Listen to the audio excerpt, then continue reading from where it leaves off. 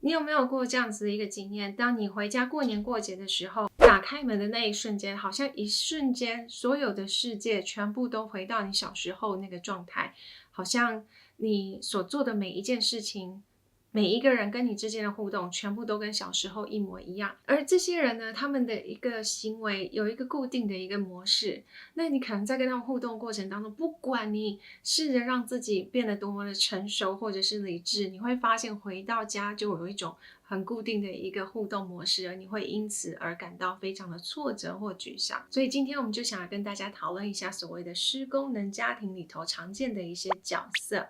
那当然我们也会跟大家讨论一下这些角色他们可能会有哪一些状况，又或者是他们的优势在哪里。如果你对这样子的议题有兴趣的话，麻烦继续看下去哦。那跟大家提醒一下，我们这个频道是跟心理相关的。如果你对于心理相关的议题有兴趣的话，麻烦帮我们按下订阅跟小铃铛哦，这样我们一有新的影片的时候，你就可以收到通知了。谢谢。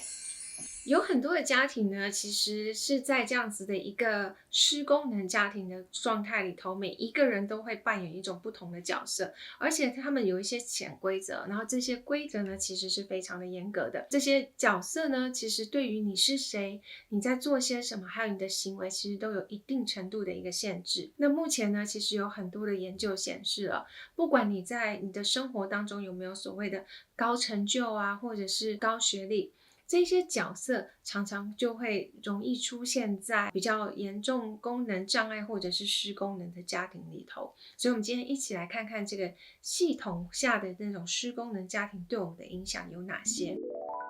我刚才提到了，家庭其实就是一个系统，系统这个部分其实是很难改变的，就像学校是一个系统，社会也是一个系统，我们的国家也是一个系统。一群人在一起的时候，我们就会产生系统的部分。那当我们把家庭看成一个系统的时候呢，就是这个系统让人回到了这些角色里头。那在这个失功能的家庭里头呢，原则上一般来说会有6个角色。那我们等一下就会来谈谈这6个角色里头的一些关键的部分。那这6个角色当中呢，其中有2个就是父母，而父母里头他们其实最常扮演的一个就是可能比较失功能的人，例如说可能是生病啦，有身体疾患、精神疾患或者是人格疾患的部分，那可能也是有包括例如说酗酒啦，或者是滥用物质这样子的一个部分，以至于呢这个人是没有办法好好的有一个正常的功能，提供这个家庭该有的一个支持，或者是扮演好他该有的一个角色。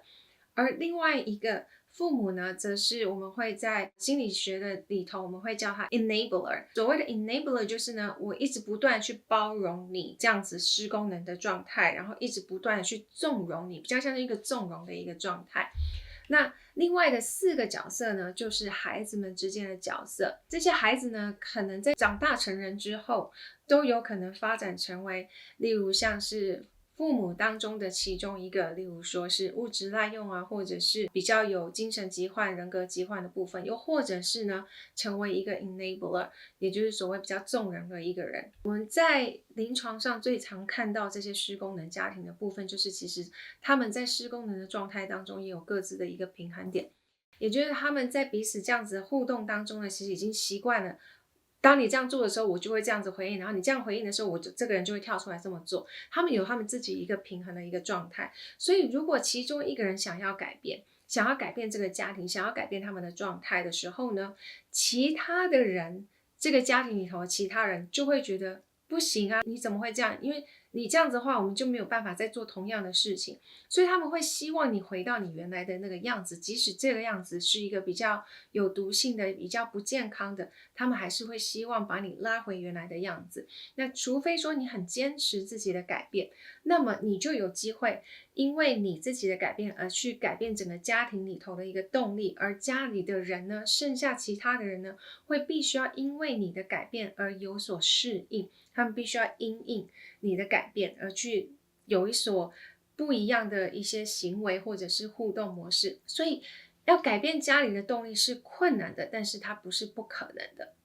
所以呢，这4个角色，孩子里头呢会有4种角色。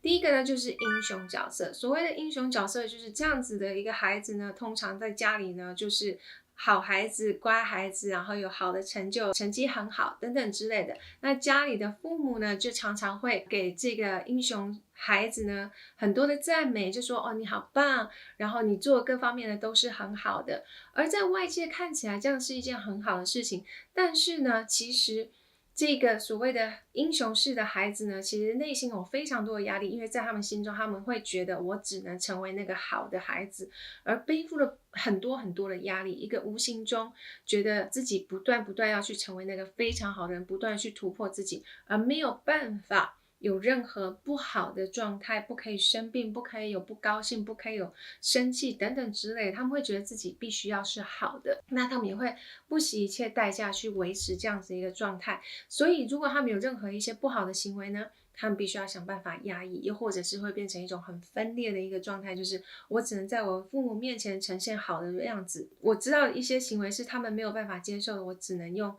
躲起来的方式来去进行。这就是我们的第一个英雄式的孩子。第二个呢，就是代罪羔羊，这也是我们在失功能家庭里头会常见的一个角色。所谓的代罪羔羊呢，就是这个孩子呢，常常会被归咎很多事情都是你的错，不管是谁吵了架就是你的错，又或者是怎么样都是你不好。如果爸爸妈妈没有人照顾，找不到好的医生，是你没有做好你该尽的一个义务，或者是怎么样哪一件事情出了错，都是你不好。而像这样子的孩子呢，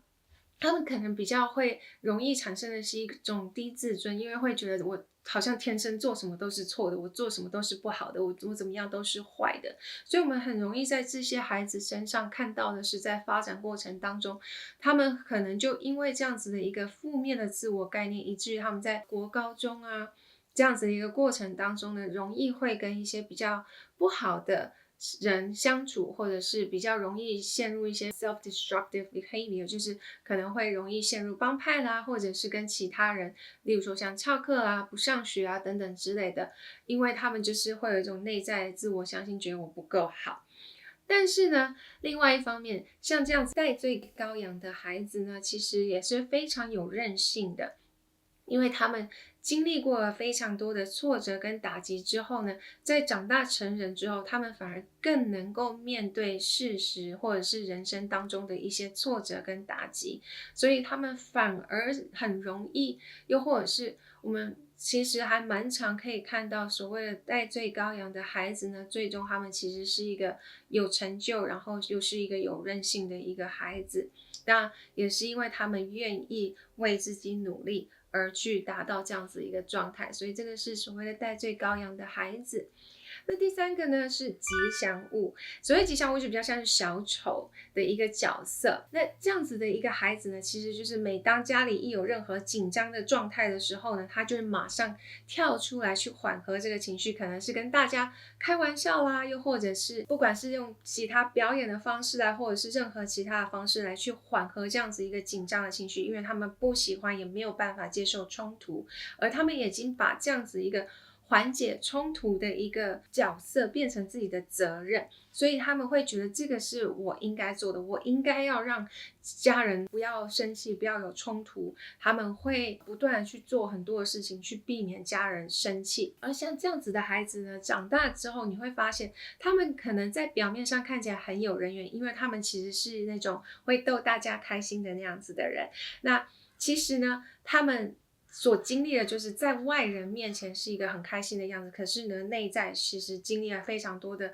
痛苦啊、难受啊，或者是低落情绪是没有办法表现出来的。所以对于这样子就是比较像吉祥物，或者是想要扮演一个小丑角色的一个孩子呢，我们会发现他们其实还蛮容易会陷入例如说像酒精啊或者是物质滥用啊这些方式来去压抑他们内在比较负面的情绪，所以这是我们临床上比较常看到就是所谓吉祥物的角色会呈现出来的一个样子。那最后一个就是迷失的孩子，所谓迷失的孩子呢，就是他们是比较内向害羞，所以一到有任何事情的时候，他是会躲起来的。因为他很害怕冲突，然后每当一有冲突的时候，他就想要去躲起来，会不想要再去面对这些事情。所以呢，在某一种程度上，这些孩子他们的需求、他们的状态其实是被忽略的，他们也不太愿意去表达，或者是不太知道怎么样去表达他们的需求。所以这样子的孩子呢，通常他们相对的在家庭里头是比较弱势的，或者是比较脆弱的那样子，那他们可能在人际关系当中呢，比较难去产生所谓的安全感。那他们在跟人相处过程当中，也常常会选择不发言，又或者是没有所谓的发言权，会让别人去说话，然后让别人来做领导。那他们通常就是会为了要避免冲突，所以他们就不会为自己发声。像这样子的孩子长大之后呢，在跟人相处过程当中就会比较有一些局限性，因为他们会为了避免冲突而跟人之间产生一个